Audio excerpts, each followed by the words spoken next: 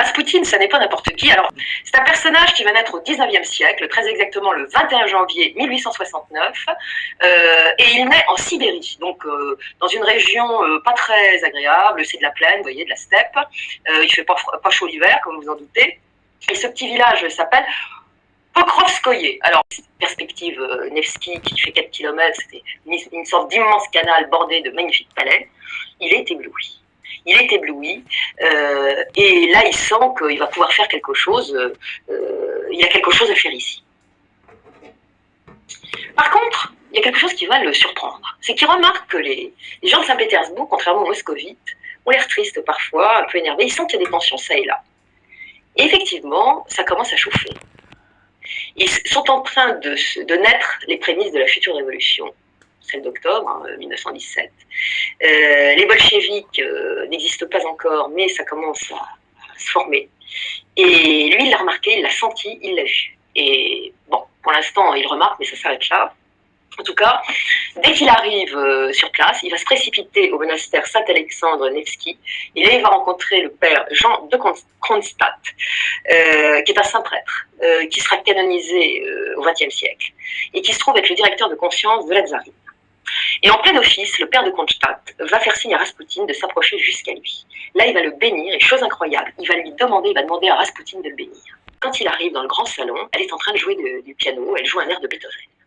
Et la porte s'ouvre, et elle va tomber sur un géant aux longs cheveux en bataille qui lui fonce droit dessus, et qui la fixe de son regard gris hypnotique, et qui l'attrape dans les bras, c'est tout juste, il la soulève pas, et il la serre tout contre lui.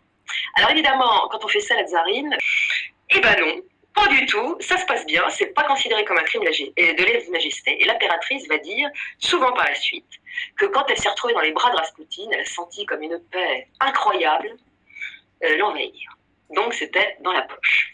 Tout naturellement, après cette entrevue, Raspoutine va prendre ses aises avec le couple impérial. Très vite, il va devenir indispensable. Aussi, il commence à faire son travail, ce qu'est l'âme du peuple russe. Et il va commencer petit à petit à leur donner des conseils, et notamment de ne plus avoir peur de ce peuple, de ne plus rester à l'écart. Il va les convaincre que le peuple russe n'attend qu'une chose. Le tsar est le père du peuple russe. Donc, ils n'attendent qu'une chose, c'est qu'il les regarde et qu'il règne enfin. Il leur dit « Régnez enfin, Majesté ». Il faut le dire. Il n'aurait pas dit ça à Pierre le Grand ou à Catherine la Grande. Ça aurait fini sur une pique. Mais là, ça marche. Car au lieu d'en être choqués, le tsar et la tsarine sont conquis.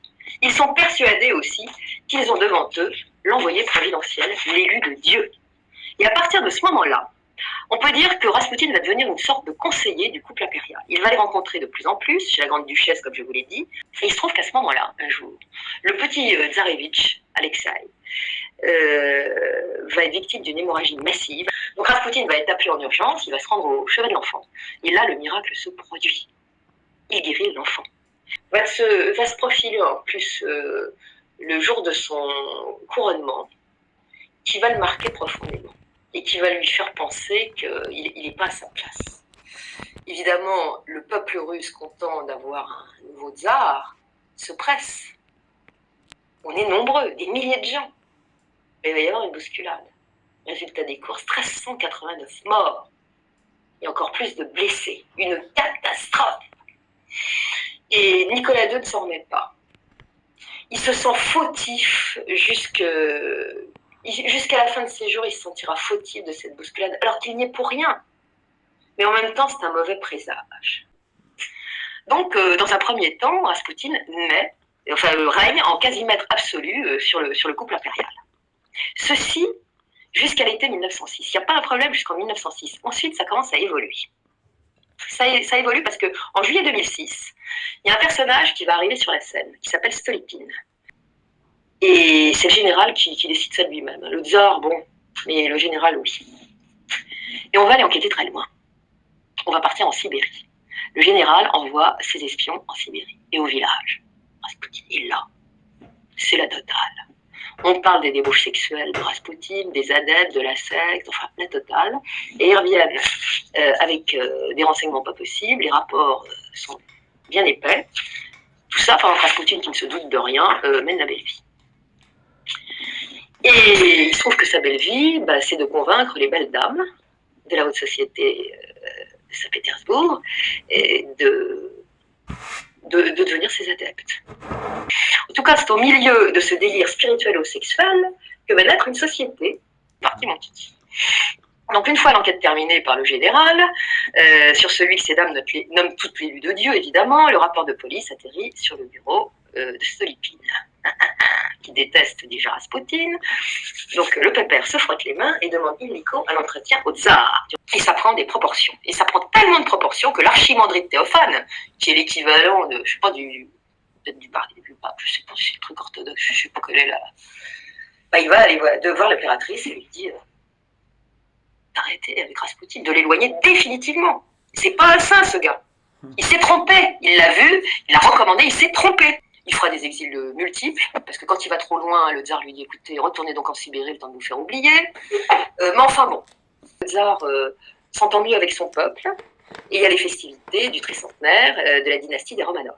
Et c'est un succès. Et l'empereur est proche de son peuple maintenant, et tout va bien. Mais hélas, l'ouragan approche, qui va tout emporter et dont nul ne se doute. Et la catastrophe, effectivement, va s'assombrir brusquement avec le démantèlement de l'Empire ottoman et la question des Balkans. Et l'assassinat de l'héritier d'Autriche-Hongrie par un anarchiste à Sarajevo, le 28 juin 1914, va sonner le glas de la paix en Europe et ouvrir toutes grandes les portes de la guerre la plus meurtrière que l'Europe ait connue. Je veux parler de la guerre de 14. Raspoutine a vu le danger. Il a fait part d'une vision qu'il a eue au tsar. Il lui envoie d'ailleurs un message le 11 juillet et il lui dit « Les chrétiens se préparent à la guerre. Ils vont la faire. Ils vont endurer des tourments et en faire endurer aux autres. C'est une mauvaise chose, la guerre. » Voilà ce que Raspoutine écrit au tsar. À sa grande surprise, Nicolas II ne réagit pas. Il fait la sourde oreille, comme s'il ne voulait pas entendre l'avertissement. Que ce tsarets, qui n'est qu'un simple moujik après tout, se mêle de ses affaires et surtout pas de politique. Là, on est un peu surpris. Très étrangement, après cette chose-là, le 12 juillet 1914, Raspoutine va se faire poignarder. 3 mois plus tard, le 19 juillet 1914, l'Allemagne déclare la guerre à la Russie. Et de son lit de souffrance, Raspoutine va écrire. Il va écrire qu'il a eu une vision prophétique et un message qui vaut avertissement, que je vous lis. Cher ami, je te répéterai encore une fois ce que je t'ai dit. Un nuage menaçant s'étend sur la Russie. Malheur, souffrance infinie. Il n'y a pas de mots, l'horreur est indescriptible. Je vois que tout dépend de toi. On veut la guerre, mais probablement on ne comprend pas que c'est la perdition. Lourde est la punition divine quand Dieu nous enlève la raison. C'est alors le commencement de la fin. Tu es le tsar, le père du peuple.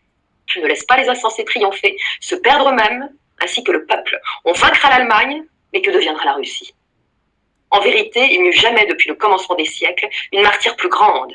Elle est toute submergée de sang, tristesse sans fin. C'est un avertissement au tsar d'essayer de négocier, de ne pas rentrer dans le jeu. Hélas, Nicolas II, une fois de plus, fait la sourde oreille. Les secrets anglais entrent en ligne de compte.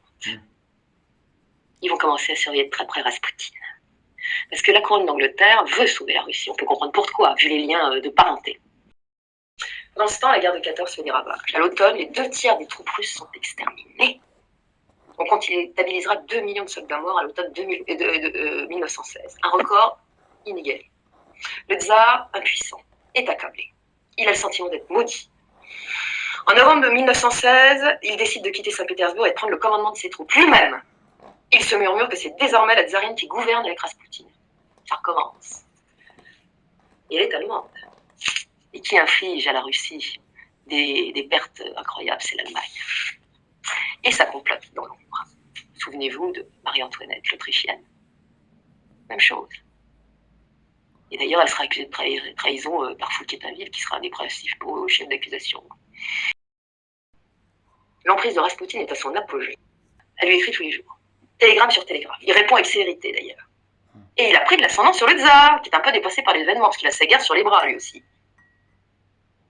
Et l'impératrice a quand même réussi à convaincre son cher mari que son saint élu était un second Christ. Et il commence à avoir une influence politique quand même. Donc tout Saint-Pétersbourg est au courant. Et les policiers se gobergent et ils font des rapports 24 heures sur 24, parce qu'il ne dort pas souvent Raspoutine. Et au plus haut de l'administration impériale, on se délecte de ces rapports, parce qu'ils sont croustillants pour certains, mais il y en a quand même qui s'indignent. Et des clans commencent à se former. Il y a les pros et les anti-Raspoutine. Les antis sont convaincus de ce qu'il a tourné la tête de la tsarine et qu'il a une liaison avec elle. Ça recommence. En attendant, forte des conseils de son second Christ, elle se risque dès 1916 à rejoindre son cher mari sur les troupes. C'est vraiment le moment d'aller à la guerre. Et elle veut lui délivrer la bonne parole, évidemment, et le convaincre de réprimer ceux qui commencent à s'opposer à son autorité, parce qu'elle sent le vent venir. Elle lui a valu écrire aussi que l'indulgence, le temps de l'indulgence est passé à son cher mari, il serait temps qu'il se reprenne, et que tous ses opposants et ceux qui critiquent Raspoutine, il ferait bien d'être sanctionnés. Il faut qu'il respecte les ordres quand même. Le 14 décembre 1916, elle va aller jusqu'à lui écrire cette fois pour lui demander de dissoudre la Douma, comme lui a conseillé Raspoutine. Ah, très loin. Alors les grands princes, les grands ducs et tout le bazar, ils en ont mis ras-le-bol. Ils se disent, il faut arrêter, il y a quelque chose qui ne va pas, il faut neutraliser la tsarine. L'impératrice douairière, qui l'a toujours détestée, propose ses services, et elle dit, si on l'enfermait dans un couvent. Le frère du tsar le supplie, le prince Michel, que la tsarine douairière voulait qu'il soit régnant à la place de Nicolas. Lui, il va le supplier, son frère, d'ouvrir les yeux. Et il va demander à son épouse, la tsarine, de rester à sa place, de ne plus se mêler des affaires d'État. La propre sœur de la tsarine va un jour tenter de faire entendre raison à sa sœur. Elle va venir au palais.